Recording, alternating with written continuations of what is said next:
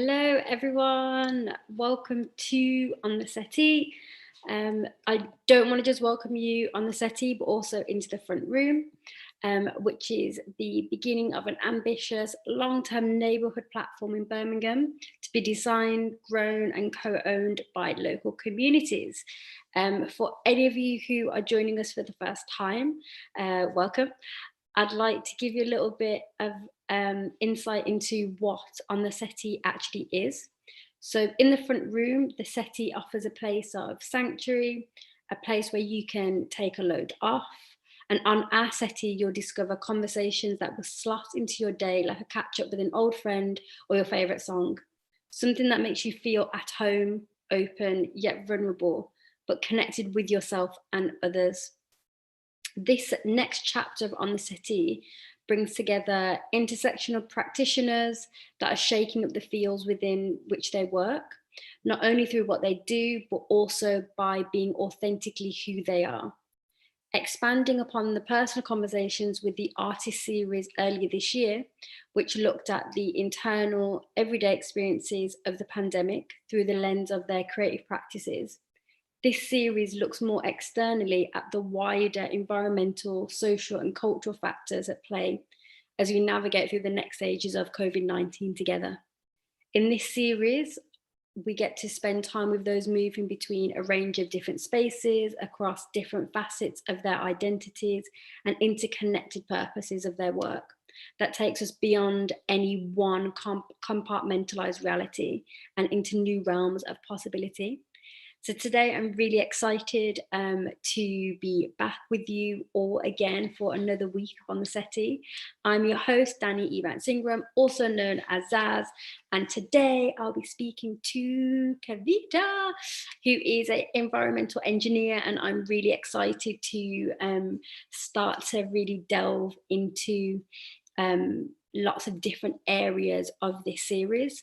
So just to let you know, the Q&A is open for this talk, whether you are in the Zoom call with us or you are on YouTube. So please feel free to drop your questions and I will get those and we will be able to answer them for you. So firstly, Kavita, hello. If you could come on screen, give us a wave and tell us a little bit about yourself and what you do. Hello, Danny. Thank you so much for having me. I'm Kavita. This is such an honor to be here. So I'm an environmental engineer, and it's kind of what I studied is actually very similar to chemical engineering, but I always had this interest in like just the wider world, nature, and sciences growing up, and then when you learn about like global warming and stuff, you're just like, oh my God, okay, this is a big deal, to say the least. And what can we do about it? So that kind of fueled my direction of the career that I chose to go into. And now I work at the largest polluting site in all of the UK and trying to do something to help mitigate those impacts. So yeah, that's a little bit about me. Thank you so much. It's really interesting to kind of even just hear that introduction already, these like kind of conflicting-ish things of what we're like trying to balance out, like doing the job that we've wanted to do and have been kind of going through like learning and things like that, and then being like, oh, we're also the biggest polluting site as well, and like almost being in that space to actually speak about that kind of stuff in the reality of what it is, because everything is so tied up in nuance. Nothing is ever actually just like black and white and this is it and this is how the world works. And I think sometimes even learning that it's like it can be so devastating in a weird way, because it's almost like the rug's been pulled underneath you a little bit. So it's really interesting to just even hear that as like an opening, hey, this is what I do. So yeah, I'm so excited to be here and talk about this stuff. So we've got quite a layered conversation planned for everyone. So I want to start with, like, it's in the first, before we even get really into the rest of the talk, I really want to start with kind of looking at like heavy industries and then their global impact on communities. But before that, can you just give us a little bit of an explanation of what heavy industries even are? What does that look like? What does that mean? Yeah, sure. So heavy industry typically is industries that we rely on for things like energy, for most of our manufacturing. So petrochemicals, fossil fuels, metals and mining, even agricultural practices can be fall into the category of heavy industry. I would classify things like the military as heavy industry just because of what you need for it and how it works and how it operates. So that kind of like encompasses a lot of things. So within industry, you have things like transportation, aviation.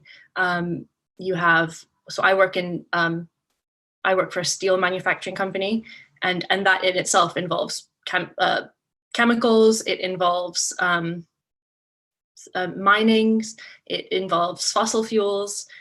So you can also have industries that make things like shampoos and detergents and everyday household goods. Those all the things that we need for the society that we live in, and for the further development of our society, essentially. And I think personally that all of these things that are a direct result of us trying to improve our quality of life, and to give us like goods and things that we use on a day-to-day basis. So yeah, lots of things can fall into the category of heavy industry, but I guess like mostly things that fall into the categories of like manufacturing, petrochemicals, and cosmetics, making clothes, things like that. Basically, as you said, the things that we literally are using like every day, like the everyday things that make our days easier, or you know, I guess aid us into like living in certain rules and structures in society, like shampoo and like deodorant and all of these things that actually uphold lots of like actually oppressive systems about like your body and how you feel and how you look and how you kind of navigate society. It's really interesting when you start to kind of pull that apart. And actually, I think for maybe like a lot of people, even the term heavy industries sounds like something that feels so far from them, but actually it's very much tied into what we are doing every single day. And sometimes I think that can be daunting within itself. It's like such a huge scope of like activity, products. So I kind of want to move on to, now we know what those heavy industries are, what are some of the impacts of that, the day-to-day stuff? What does that mean for us as like, you know, people who are just going about their day, not necessarily thinking about not necessarily thinking about the impacts that it's having. Yeah, it's a big question. I think what industry does in terms of impact, and I think there's a couple of categories that impacts kind of fall under. So in industry, we have this terminology like catastrophic failures, and that is used to describe events such as large explosions, large losses of product for false reasons. Things like major oil spills would fall into the category of like catastrophic failures. So there are those like really, really like clear impacts that we definitely know affect all of our lives in very in very real ways, where you have things like oil that we use on a day-to-day basis for our fossil fuels, for our energy consumption, a byproduct of which is plastic, which again is in our everyday life. But one of the major impacts of the oil industry are the number of oil spills that are involved. But something that doesn't often get talked about when we discuss oil spills is the cleanup. So you have, for example, there was the Exxon Valdez oil spill that happened just off the coast of Alaska. And that was a really, really massive oil spill at the time. And it didn't really get cleaned up in a very efficient way. And then so when people started discovering that you can make chemical dispersants that then got used during the Deepwater Horizon oil spill, it was almost used in this industrial embarrassment kind of way. Like the industry was so embarrassed that this had happened that they used so much of this chemical dispersant at such high concentrations that cleanup in itself actually caused significant environmental damage as well, which is actually still affecting people and ecosystems today, because all of that chemical that got washed up onto the beaches actually started giving people a number of health implications. So those are some of the impacts from, I guess, more heavy industry. Then there are like less visible, less clear impacts that we don't necessarily feel in such a large capacity. They kind of fall into the categories of like health impacts, migration, agricultural and food security changes. And then we have issues that relate to like women's liberation. And then beyond that, we also have impacts that we don't necessarily even know how to measure or how to monitor, because we also know that we are aware of probably 20% of the biodiversity in the world in a really deep way, that we understand how these particular organisms work and function and contribute to the wider ecosystem. And if we don't know how 80% of the biodiversity that exists in the world actually functions and contributes to our global ecosystems, how are we actually going to monitor what impacts we're doing to them? So there's a number of impacts at different levels that can kind of be a lot to think about sometimes. Yeah. Like the picture just kind of starts to get even more like bigger and bigger, and it starts to become very broad. And I think sometimes when you are thinking about like the climate or the environment, and lots of like organizations do this and people do this, we focus on one particular area because that's where we feel we can focus our energy and our time, and obviously that is really, really important as well. But sometimes it doesn't take into consideration that the rest of that picture, and actually how a lot of the like resources that we maybe don't even know like exist or that we can use yet aren't kind of brought into that conversation. And I think that can be really interesting when you're looking at lots of different areas of kind of the like climate crisis, or just environmental justice and all the things that we're kind of like looking at, especially now when we're really trying to focus on our like environment and things like that. It's really interesting to be in that place right now. I think that's the thing. And I just wanted to kind of do a little bit of a backtrack. And you spoke about some of the like the outcomes that maybe we aren't kind of at the forefront of the things that we kind of look at as much. And I just wanted to backtrack to a little bit about the women's like liberation. Like how does that tie into like these impacts? Right, let's get into it. Let's go. So I suppose one thing that is important to notice is that with climate change and global warming, and all of the kind of like lesser known impacts kind of intersect in themselves as well. So when you have an increase in temperature, and then you suddenly have a lot of people that aren't able to farm in the same way that they used to farm, or are having to move countries because of natural disasters, or because of like natural resource wars, things like that. Like those are all global warming related migrations. Then as a result of that, there are loads of health implications that come with having to migrate, because once you get into these new countries, I mean, first of all, a lot of the time, the journey to get to another place in itself poses so many threats.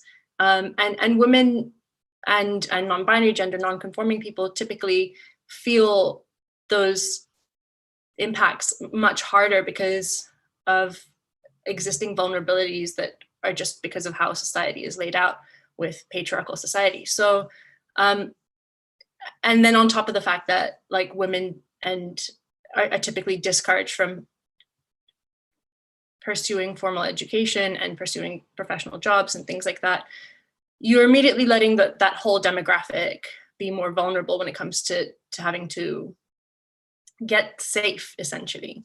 And then also another thing with women's liberation is that women are also like the majority smallholders across the planet.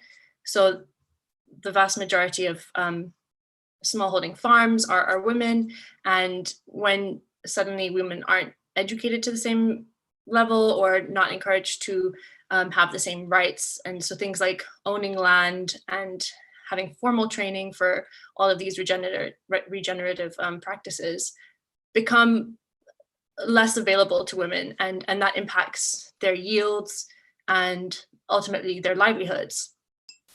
And actually there was a couple of studies that have been done to see that like once you bridge the gap between land ownership and having access to training and formal support, the yields from the exact same plots increase up to 30%. And that's like a massive thing, because if women are the majority smallholders and are producing 60 to 80% of the food security for that network of people that they support, that 20 to 30% increase in yield is actually, it can be life-changing. So, and also it's important to recognize that a lot of the time the smallholders are not just supporting their immediate communities, but they might also be having to sell some of their crop for export to, I guess, wealthier countries where there's a food distribution issue. So that's another element of women's liberation.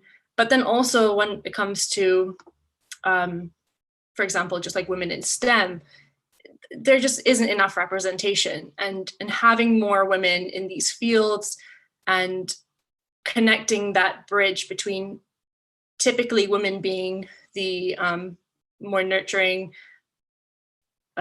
people in these communities that protect both the land and the other women and children in these communities, you're giving them so much more of a platform. And how can we not have more women in STEM involved in these things? So it's both a problem globally and also kind of more locally to where you might be, that women should be occupying a little bit more of these spaces and be present and be providing part of the solution, because ultimately, if it does impact women more, why aren't we having a seat at the table? So it's kind of a really long answer, sorry. No, but it makes sense. I mean, the fact that it also ties into patriarchal society that we live in, like that already changes so much, especially like what you mentioned about women in STEM, and that not necessarily being the most encouraged or supported like a form of like education or being in those spaces. And also when women are in kind of in like STEM kind of industries, there's also this element of still having to fight against the patriarchal like ways of whatever that is in the workplace, or whatever that is, and how that kind of affects taking ownership of what you're doing and feeling that ownership is okay to take, if that makes sense. And it really ties into what you were saying about women being so what was the term that you used? Smallholders. So a smallholder is someone that owns a plot of land that's typically 5 acres. So that's equivalent to 0.02 kilometers squared. Okay. Amazing. So a small piece of land, basically. But this is the thing, and it also ties into that, like this idea of that actually, you know, something that does have an impact but isn't supported through that impact of like growth and yeah, and almost just being a little bit of an afterthought, or not like, yeah, being supported in the way that lots of other kind of farming is supported.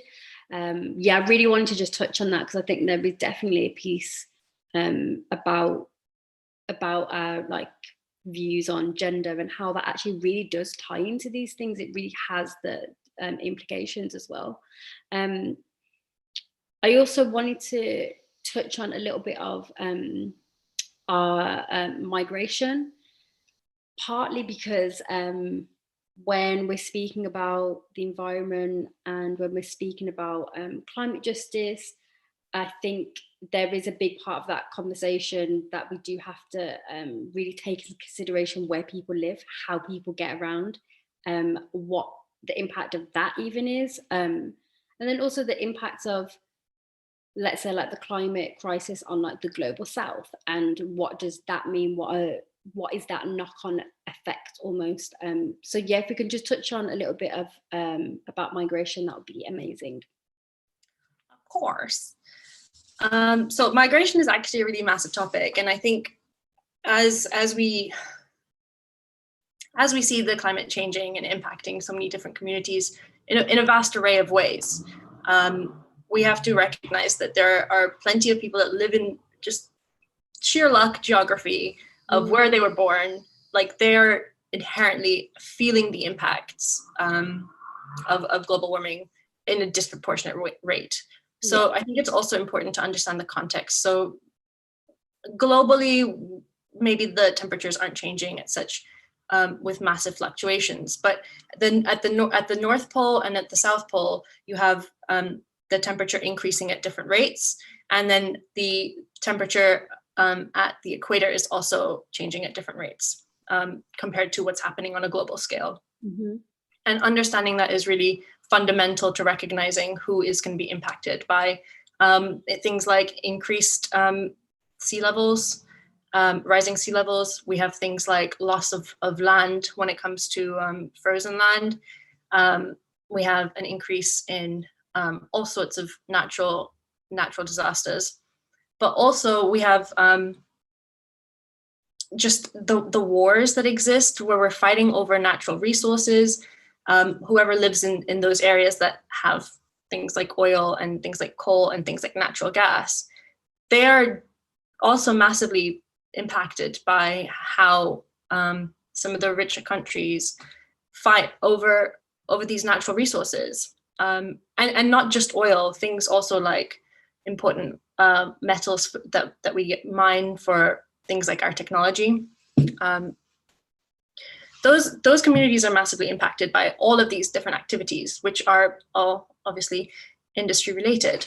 And once people start migrating, they're not only having to traverse really, really like tumultuous journeys and pathways just to get to somewhere safe. They're also, once they get to these new places, they're faced with a whole host of new challenges, things like assimilating into new cultures and finding housing in areas where they're supported, and the medical care that they receive typically isn't as it would be if they were being treated by people from their own culture.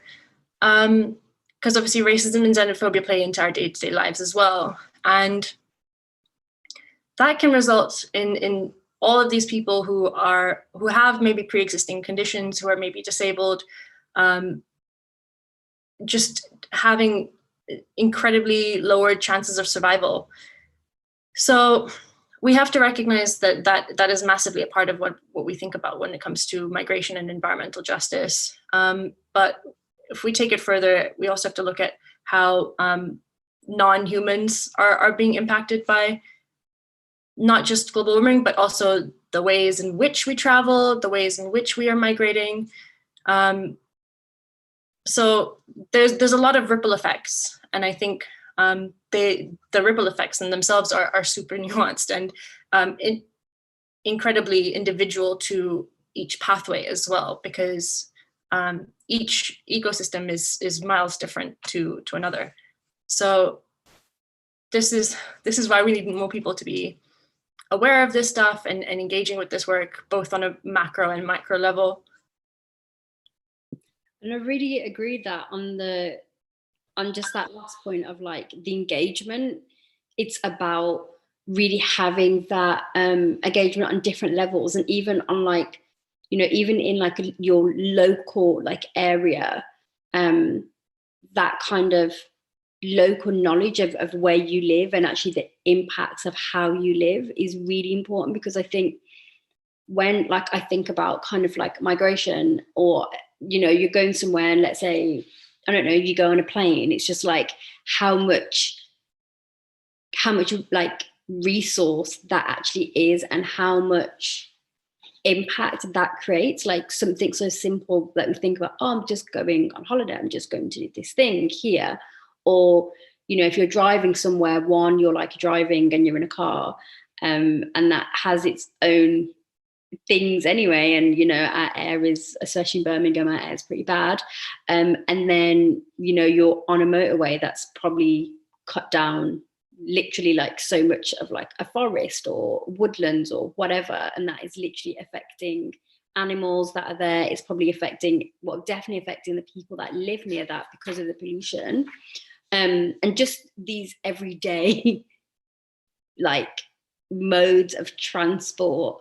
I think because we're so tied into just getting on and doing these things and not thinking about actually the wider, really, really important negative impacts, like in so many different ways. And actually it's made me think a lot more about how much I like want to go on a holiday on a plane, and actually like maybe go on less holidays in a plane, and really like, you know, thinking about what that is. And I guess that also wraps into privilege as well anyway, because to be able to just get on a plane and go on multiple holidays a year, in itself is already, it ties into something different. And actually, what does it look like when we decide to acknowledge our privilege and make changes with that? What does it look like to take, do you know what I mean, to think more broadly about everyone else and ourselves and the planet?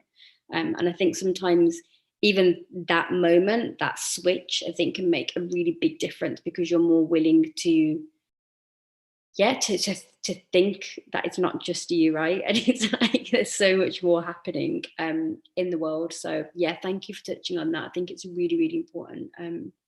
Really, really, really important topic, especially with so many people actually having to migrate because of like disasters that are happening, because of how we like treat the planet and treat countries, and treat people as well. And like you said, this like of the like wars and natural resource that is kind of being extracted, and just even that extraction is so huge. Yeah, so thank you for that. I want to move on, speak a little bit about education, environmental science, and history. When we kind of like had like discussed some of the stuff we wanted to kind of talk about here, there's a lot. This is a heavy section, but I'm really excited to get into this, to be honest, because yeah, the history of why these things exist, right, and why we look at certain things in this particular way is really like important, I think.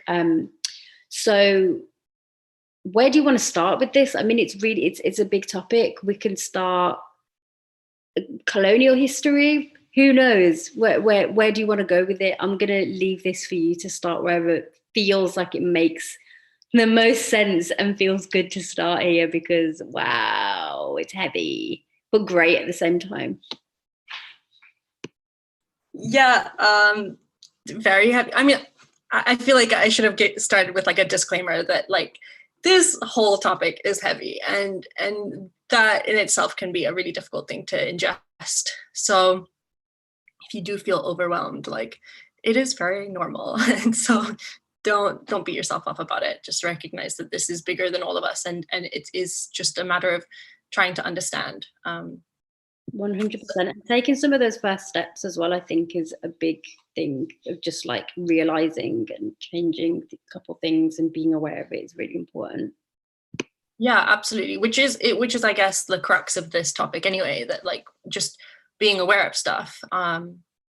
It's massively important, and so I think it's really important, especially with regards to education and environmental history and science and stuff, is centering Indigenous practices and how a lot of those have been erased. So I don't know how many people know this, but there's a widely known statistic that 80% of the global biodiversity is protected by Indigenous people across the planet. So that in itself is something really important to just know. You know, we have to start centering what those Indigenous practices are, because through colonialism we have really erased a lot of knowledge, that some of it we may not get back for hundreds of years. You know, like loads of books, loads of ways of telling stories, loads of ways of sharing knowledge has been erased.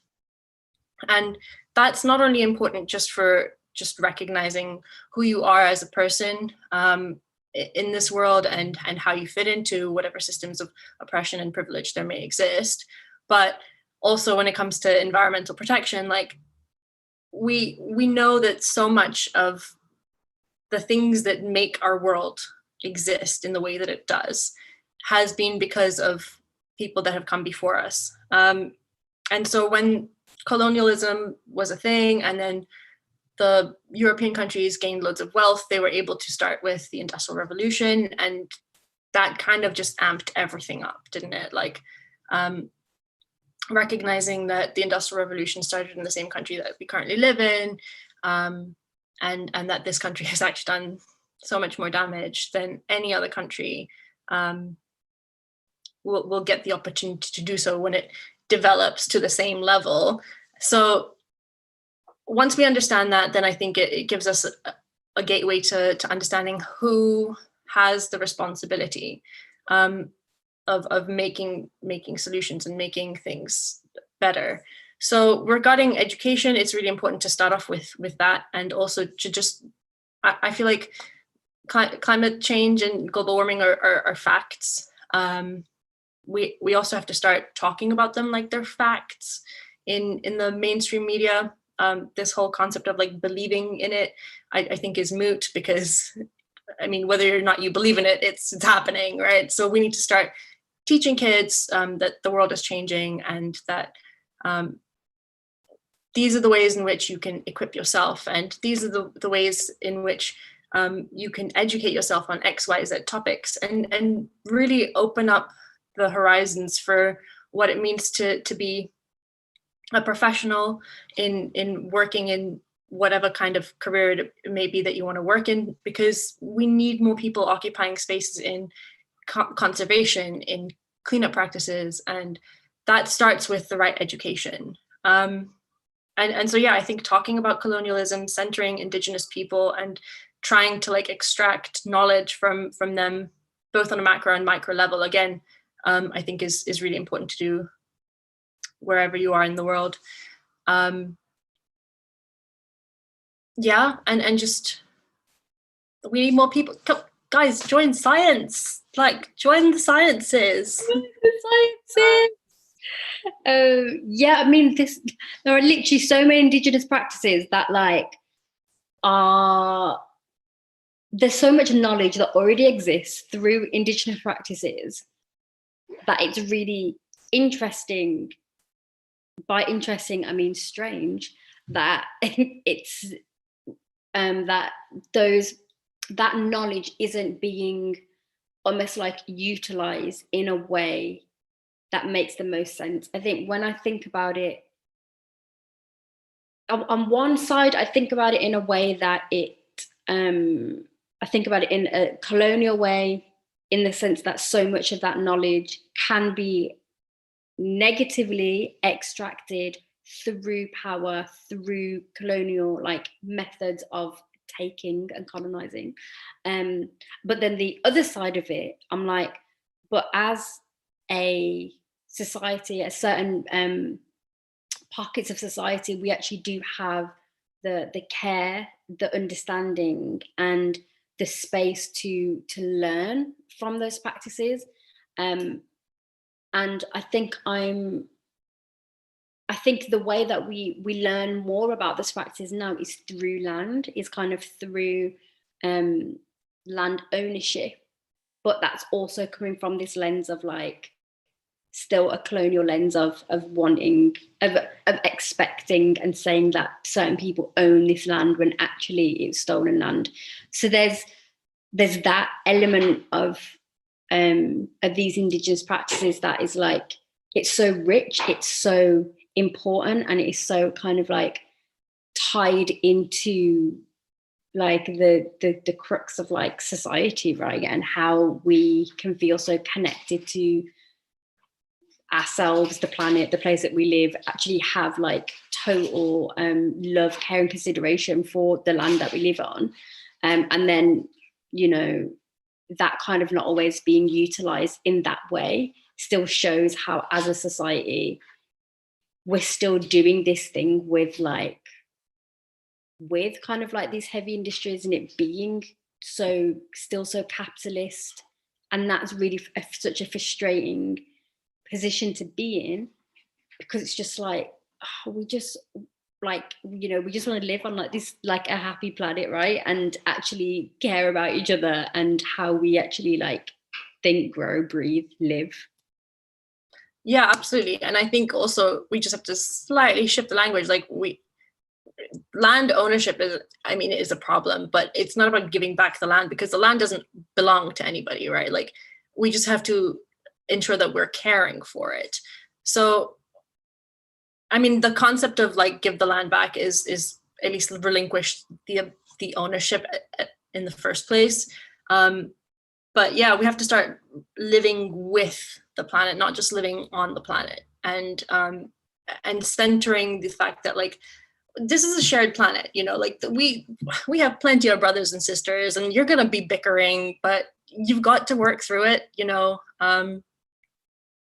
And I think just seeing it as more of a home gives a little bit, it gives you more of this idea that like actually it's a shared responsibility. Like someday I'm gonna have to, like, it's my turn on the rota to take the bins out. Next week it's Yota and Danni. So and just recognizing that actually like we all actually do have a responsibility. And it doesn't have to be massive, but there is a responsibility in living with the planet and living with the whole population of our ecosystems, and then finding ways to center Indigenous practices, because I think Indigenous practices in itself aren't, and obviously this is different for each individual Indigenous group of people, but it's never about like, oh, this is my piece of land. That in itself is a very colonial concept. 100%. And it really does kind of center around that, like we all have the obligation, we all kind of like are looking out for like the land, and we're looking out for the future of what that like can mean as well. And yeah, I kind of like that idea of like we're all siblings, like we all have like some kind of like responsibility to each other, even though we're probably bickering while doing it. I really love that, because it's true. It is really, really true. There's so many jobs, right? And there's so many hands in the world. There's so many, like, you know, all the things in it. And there's so much skill that actually bringing the kind of communal care and centering that is really important. And I think that is something that's seen a lot in Indigenous kind of like practice as well. It's like this centering of care. Yeah, for sure. And I think also it is something that I keep coming back to whenever I think about these things, is like how, like, you don't have to like things to respect them. Like, you don't have to like a shark to respect its existence. You don't have to like this fungus or this virus or whatever to just respect that it exists, and it's actually part of what we're doing and how we're living. And part of that is also recognizing that there are there are so many things that we're just not going to understand. Like you don't have to understand it, you don't have to like it, you just have to respect that it exists and find a way to do that in harmony. And that concept, trying to marry that into how we still use industry, because ultimately, like nobody's gonna really like say, take all my gadgets, take my house, take my job. Like we don't live in that kind of society at the moment.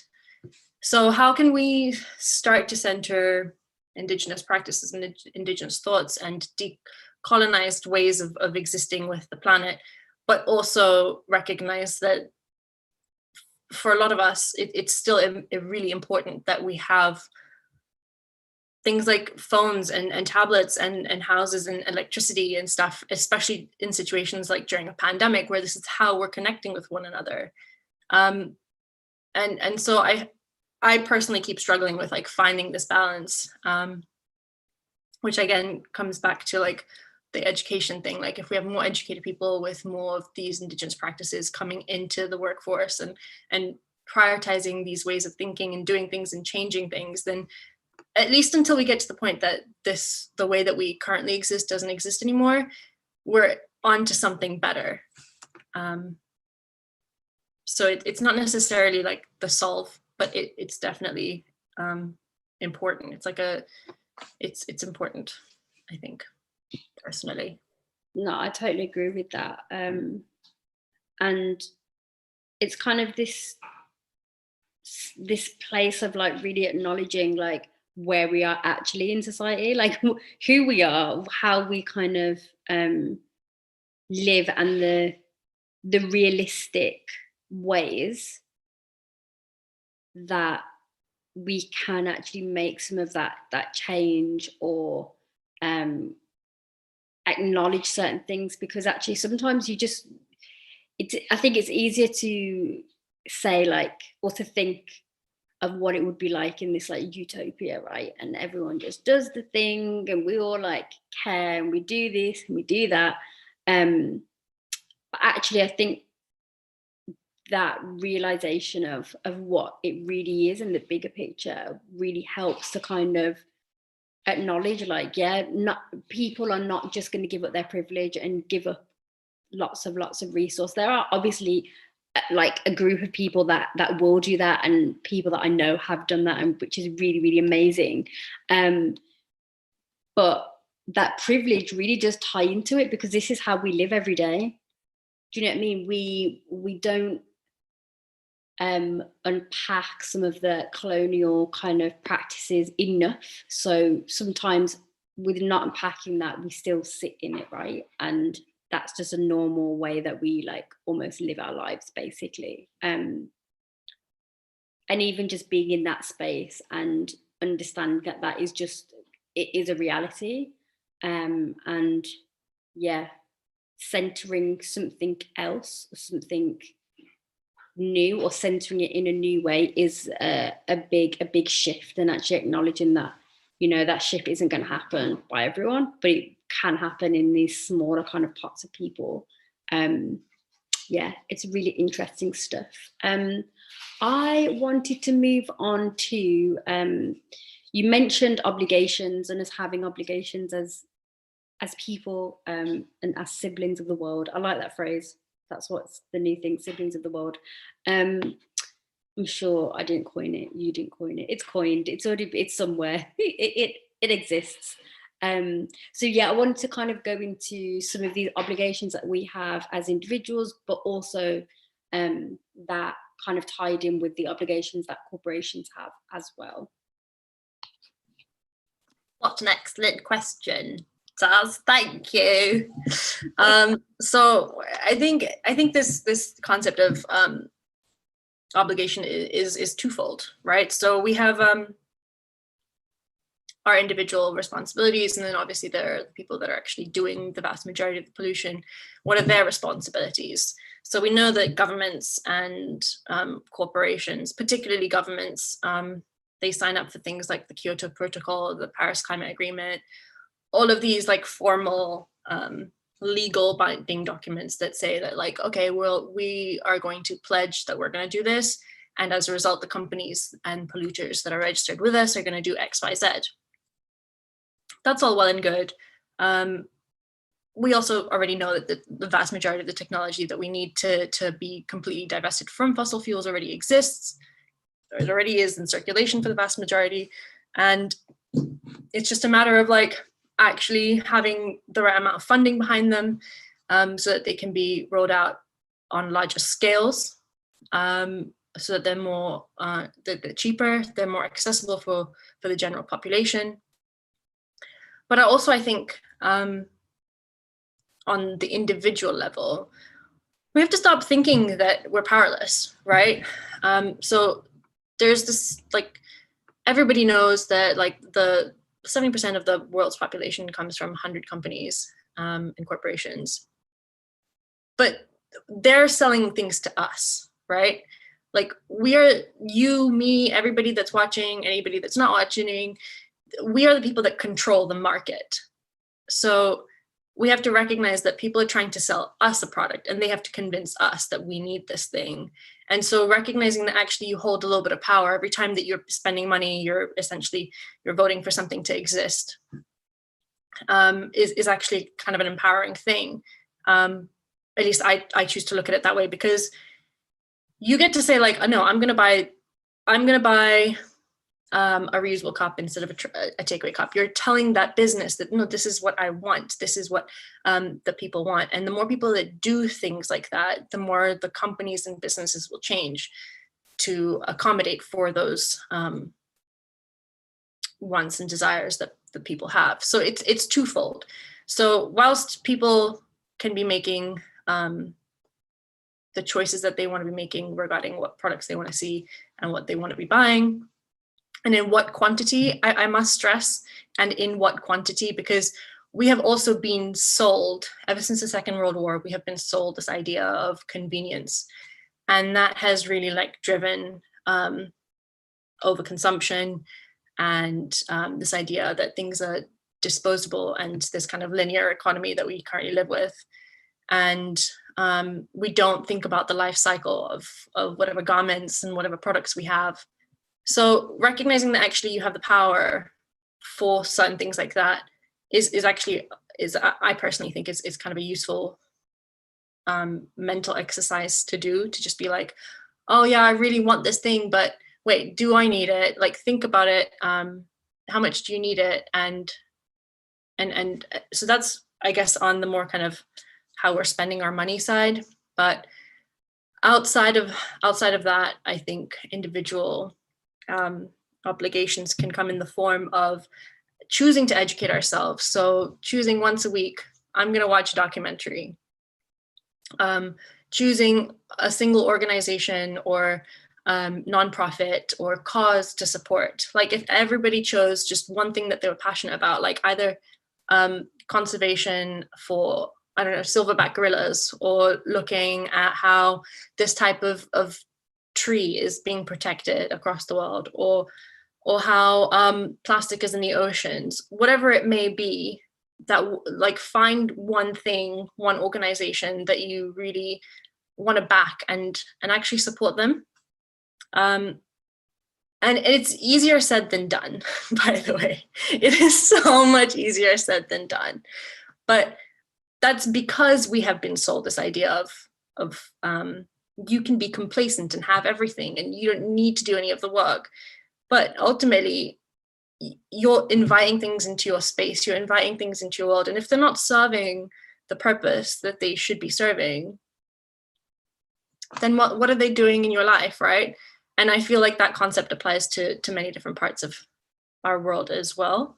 But yeah, so it's I think it's a mixture of like recognizing that you have power as a consumer and as an individual person, and also demanding that governments and corporations and businesses and big polluters make the necessary changes. So consumer things that you can do, educational things that you can do, and then also to just go into fields of work where you might be an intersectional thinker and you just are present And sometimes that can do in itself a few things.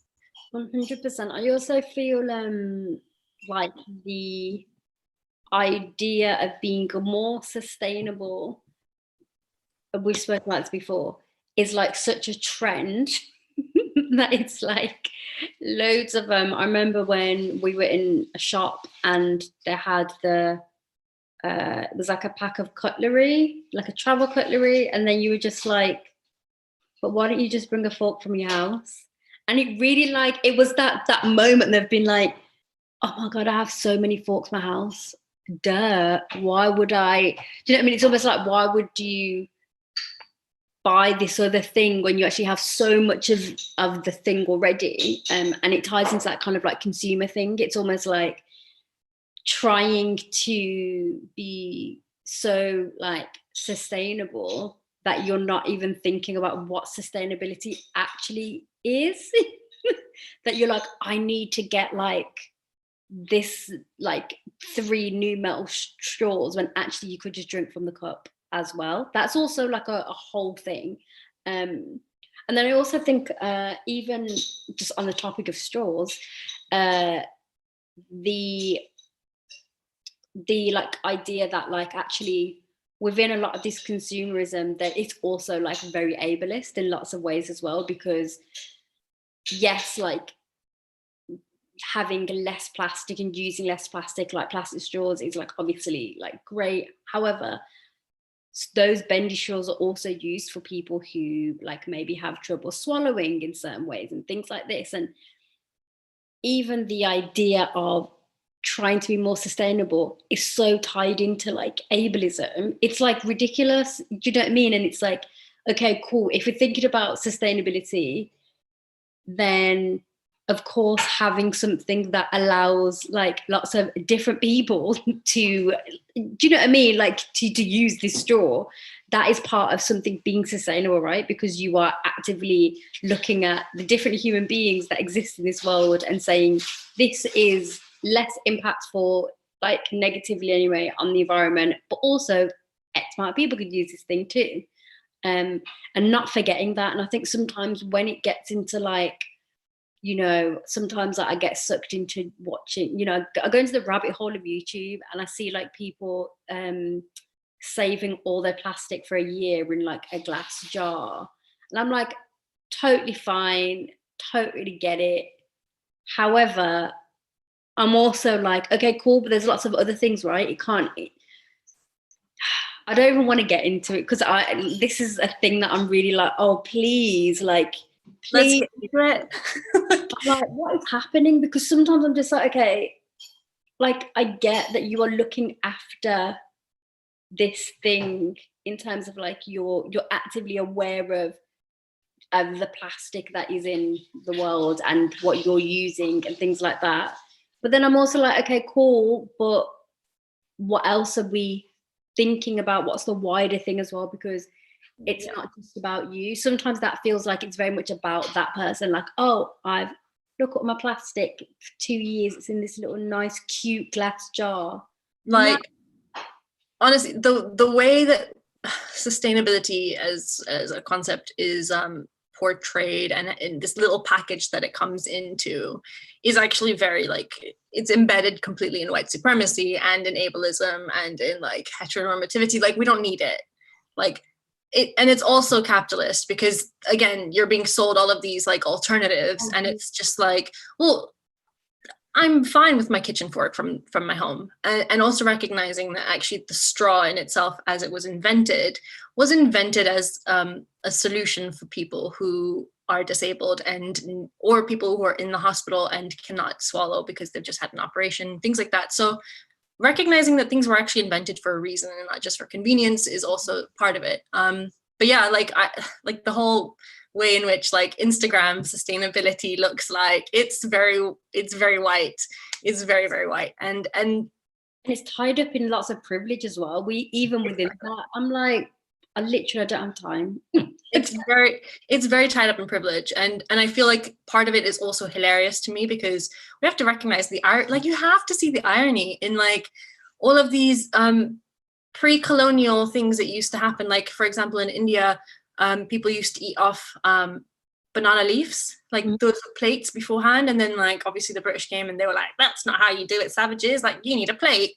And there we go, like with them we had plates. But now you have these companies, European companies are coming to all parts of the world, and they're like, we made these plates that are cold pressed banana leaves sewn together, and now they're selling them to you as this alternative and this like super eco-friendly thing. And it's like, I mean, I'm not saying that it's not necessarily a solution to like when you're going to a picnic or whatever, but it is completely rooted in white supremacy. Like, and it's hilarious that it's like you tell black and brown people that the way that they're existing is wrong, and then you realize that actually you've caused so much damage, and then you're telling people that actually the things that you guys were doing before actually were not so bad, but we're going to sell it to you in this we're going to refurbished way, selling it back to you in a different package, but it's the same thing. Like, I don't want my coconut husk bowl that's 17 pounds on Etsy. No, thank you. Sorry, the petty moment then. No, but it's really true. And it's like, because, you know, even, I think this was the same day that we were in the same store. And we were speaking, I was like, oh, this is really cool. Like one of those wax things that goes, you put it over like a plate or whatever. And, you know, and it's like, oh, but we've got cloths at home. We've got lids of things that we can put a plate on it. You know, like all of these like things. And it's like the idea of things being like almost the like fluffy version and like cool, I don't know, cool's not the right word, but it's just this version of something that it's like it can't just be what it is. It can't just be putting a plate over this thing. It has to have this like element of like something that's different and new. And like you said, it's like the way it's sold back to you is that there's something different about it, and it's the go-to thing to have, and everything feels like that sometimes. I'm just like, honestly, like I'm not here for it right now. And also, if I forget my metal straw, I shouldn't feel, it's not weird that I forgot it, right? Because what was I doing before I had, do you know what I mean? Like, I mean, yeah, it's also important to recognize that a lot of these kind of like things that we're talking about as ironic and just irritating are actually tied into ecofascism. So the sustainability doesn't have any one way of looking. Like my grandparents, with all of the little like yogurt pots and ice cream pots that they then use as like new containers to give you like takeaway food, like that is also a way that sustainability looks. And we have to start thinking in a wider spectrum, that sustainability doesn't have to look one particular way. It doesn't have to be Instagrammable. You don't need to be like with your little kilner jar. If you have one, great, but it's not the requirement, you know. And also your like kilner jar could also just be like a jar of something else that you bought, right? Like you finished some, I don't know, olives. Hey, here's a glass jar that I could also drink from, also use to water my plants, also just use to put some nuts in if I'm going outside. Do you know what I mean? It's like these things literally like exist, and I've never heard that term before. Ecofascism. Yeah, so quite exciting. Now through the rise of environmental justice, we're seeing so much more terminology coming into the market, which I think is so important. I said into the market, I guess into this sphere of intellectualism. Exactly.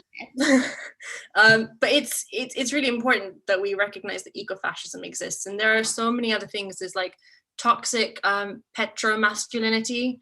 So it's a version of like toxic masculinity that ties into how fossil fuel industry works, and it's kind of like, why hasn't this term existed? Like these concepts have existed, and these ways in which people behave in a sociological way exist, but these terminologies are starting to come up, and it's really, really great to see, because these things need defining. We need to be able to say that this is exactly what's going on here. It has an official term, and ecofascism is one of them. Eco-anxiety is another. Ecofeminism, eco-socialism, like it's great. Like, read up on it, guys. There's so much to learn. 100%. And I feel like I will go read them on something and be like, oh my gosh, I so felt this. Oh, now I have this term for it. And I love that moment when like the terms are coming out of the movement, because it's always stuff that we felt, right? And actually it's really important to be able to have those terms to articulate exactly what it is. And sometimes I feel that when these words are like, the terms are kind of coming out and it becomes a really normalized part of the conversation, it's almost like people may take it more seriously because it is not just something you are saying you feel, but you're saying this is a thing that lots of people feel, and this is the word that it that kind of ties into that. And I think that's really important as well, because actually when you're speaking about the things that you feel and you know to be true, sometimes people don't necessarily take that as seriously because it's based on these feelings. But lots of what's happening in the world, what's happening to the environment, what's happening to our climate, it affects how we feel. So yeah, these like terms coming out are just really, really, really awesome. So Kavita, I'm going to go to... Sorry, I just wanted to say shout out to all the educators that have coined these terms. Yes, educators coining terms. Thank you so much. So Kavita, I'm going to ask you we've got a question here, and then I'm going to go on to... I'd really love you to give some shout outs to some really awesome people that you've kind of sent us through. So this question is from Ayushi. And it says, there is a concern that developing economics, i.e. India and others that have reclaimed their land, feel like it's only fair that they get their time to make use of fossil fuels to power their economic growth. Are there ways they can be incentivized to realize that perhaps it is their turn to take the bins out? Excellent question. Thank you, Ayushi. Well, I mean, so this concept is really important, and it's a big topic, actually. And I think Bolsonaro, the president of Brazil, also said something very similar. He was like, why should I stop cutting down the Amazon? Because just because you guys have realized that your practices are damaging, but your country's all developed, why can't I do that for my country? Why can't we get developed as well? And I think that it's like you can understand where that sentiment comes from. Yeah. It comes from an oppressed people, people who have suffered from a lot of things, and also are still suffering from the effects of climate change because they may live in the global south. Yeah. And they're just like, well, we want the opportunity to increase our citizens' quality of life too. So ways to incentivize them, I think that really comes more so from the general public, and I think that's something that the people will be able to request, because corporations and industrial practices, they're all very expensive. They're very big things that like just don't necessarily think in different ways. So I think, and this is kind of a sad thing that I've also been trying to figure out myself, like how do we actually like say, guys, please don't start burning all of your coal, find other ways to do it. But we can start saying things and encouraging people to maybe invest more in renewable sources of energy, and they are getting a lot cheaper. And if you're talking about places like India and Brazil and across the equator in between the two tropics, they'll have more access to solar energy. And so I think massively important is to bring down those prices of renewables, make them more accessible, so that countries that do want to develop the cities and the whole of the country can actually do that in a more sustainable way. But I do feel that a lot of, like, just from a realistic point of view, not necessarily from an idealistic point of view, like a lot of the pressure would be coming from the general public. And as opposed to from bigger corporations. But hopefully, like, we can start voting for people that actually will be willing to encourage other politicians of other countries to be thinking in those ways. Of course. I hope that answers the question. Yeah, no, it does. And I think it actually goes into our next question, which is from Devangi. And it says, it is difficult as an individual in our capitalist society to navigate our consumption from these large corporations. Apart from our choices as a consumer, how can we hold these companies responsible? Excellent question, Danni. Thank you. Sorry. Yeah, holding people accountable, I think, is a really big thing. There are a few companies that are trying to be a little bit more transparent. You have companies like Oatly that, before this little scandal of how they're currently behaving, they were actually trying to be as transparent as possible, and that was starting to set a precedent for other companies. So that helps in terms of accountability, because then you can just say, like, oh, well, one company is doing this. I'd like, as a customer of this brand, I'd like you guys to start doing things similarly. Right. But again, a lot of it, I think, comes to, at least from my point of view, I've seemed to keep coming back to this conclusion that we need to be electing people and writing to our like MPs and stuff to say, like, can you actually start incorporating this into how you think about policy? Can you start demanding this from the corporations that are our biggest polluters? And realistically, from the inside of industry, like, things don't get done unless they're required, which is a very disappointing thing to have to say.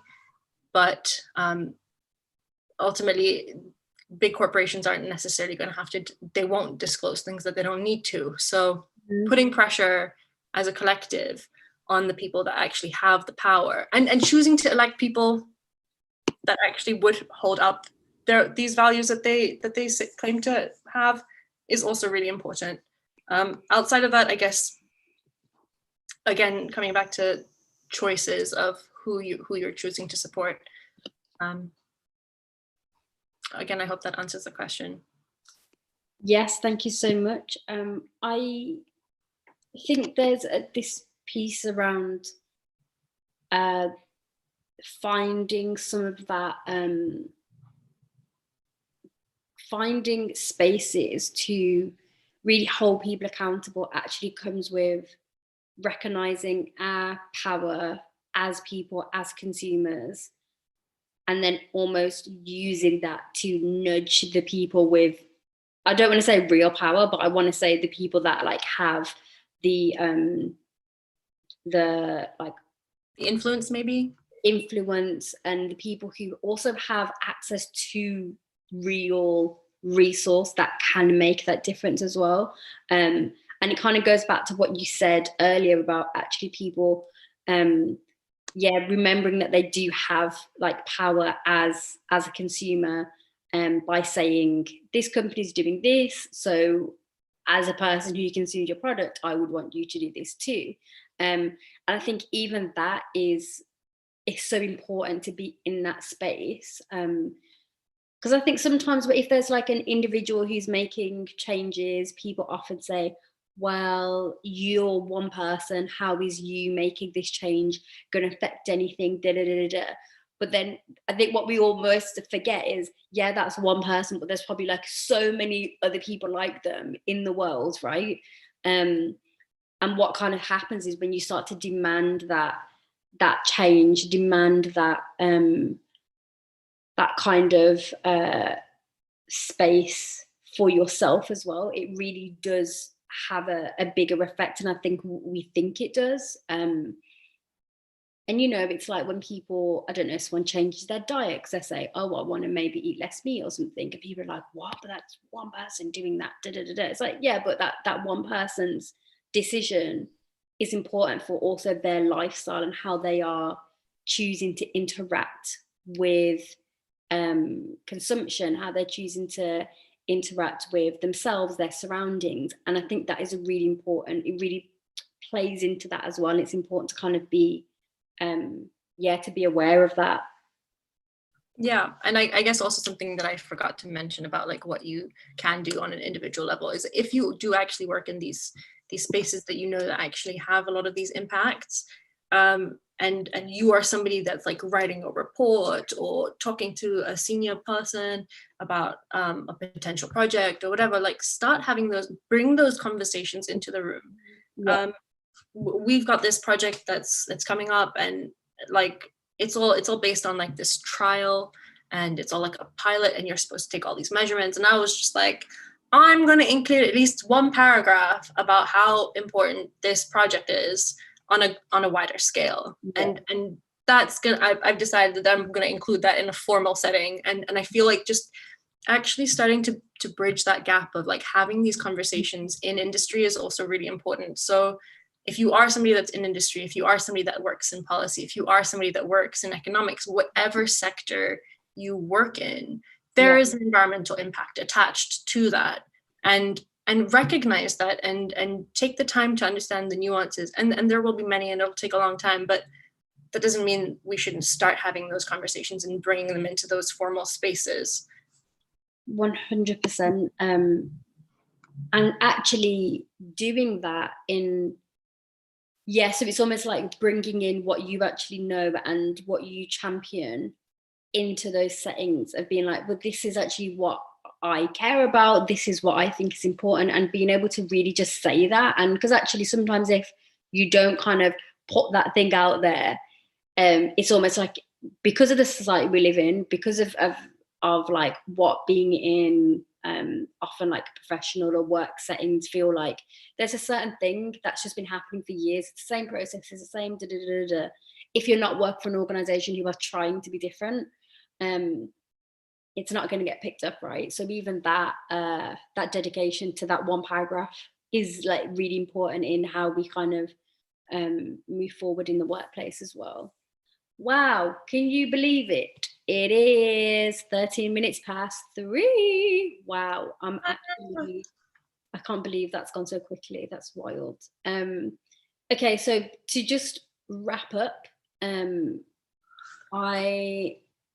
it'll be really great if you could do maybe a little shout out for some people that you are like, you're amazing, you do great work, you shaped my thinking in some way. And for anyone who is watching, we're also going to put, we'll drop some of these links in the chat on YouTube and on Zoom. But we'll also be doing like a little thread on Twitter as well. So don't worry, you will not miss out. Over to you. Go on. Don't forget to check the description box below for all the links to all the influencers. Exactly. Yeah, so I've got a couple of books here that I just are from a couple of authors that are, I think, a really important foundation that will set the tone for your journey. So David Pellow has written this book, What is Critical Environmental Justice? It's really, it's great. It's a little mini textbook, but well worth reading. There's Wangari Maathai, who is the first East African person to get a Nobel Peace Prize, first East African woman to get a PhD. She's amazing. She was amazing. She created the Green Belt movement, which is this way of encouraging regenerative agriculture, but also empowering women at the same time. Then we have Vandana Shiva, who has written like, I think over 20 books. Wow. Any one of her books is going to be enlightening. I guarantee it. So those are a couple of, I guess, formal authors. And then there's a couple of people on social media, people like Queer Brown Vegan, people like Zero Waste Habesha. Those are all their handles, by the way.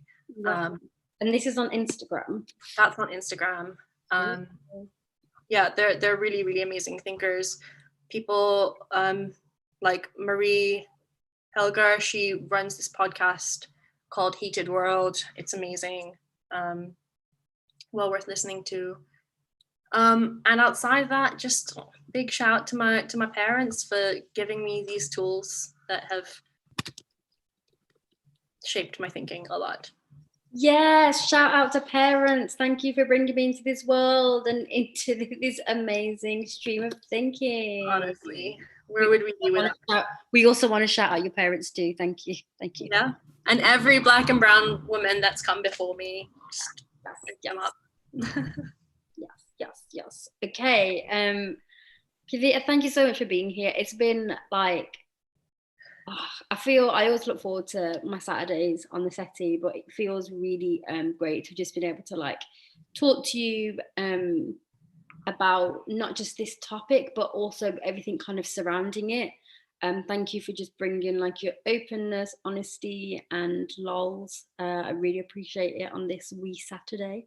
Yeah, thank you so much. Thank you everyone who's in the call, who joined us. Thank you everyone for watching us on YouTube, and thank you for all of your questions as well. Really appreciate that. I am going to leave you with a holding screen, which tells you about what is happening next week on the settee. I'll be speaking to Soraya Aisha, and I'm really super duper excited. We'll be speaking about some of the work that she does around queer, cutie POC young people, and also around invisible disabilities and just being an all-round amazing human being. So yes, thank you all for joining us today. I really appreciate it. Kavita, thank you so much for just bringing your all. It's been great. And yeah, thank you. Thank you so much for having me. Thank you.